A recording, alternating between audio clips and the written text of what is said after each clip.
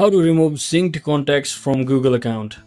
So hello guys, welcome back to my YouTube channel. In this quick tutorial I'll be showing you how to remove synced contacts from Google account.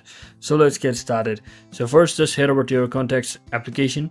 Make sure you have downloaded it on your device and logged into your account.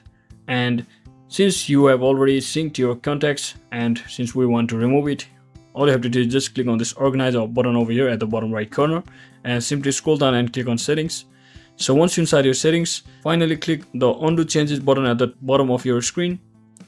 So once you select the undo changes button over here, just select the account from which you want to undo the changes. So once you're inside here, you can actually click on this custom button to actually delete or undo the changes. That means undo the syncing from the past 30 days. So you can only choose the 30 days option because it's the limitation over here, but basically you can simply come over here in the same application and repeat the process once again and again until you are satisfied with the changes. And once you are satisfied, you can simply click on continue and confirm, and your issue should be fixed regarding the removing of synced contacts from Google account. So that's it for today guys. I hope this video was helpful. If it was, don't forget to like and subscribe to the channel. See you on the next one.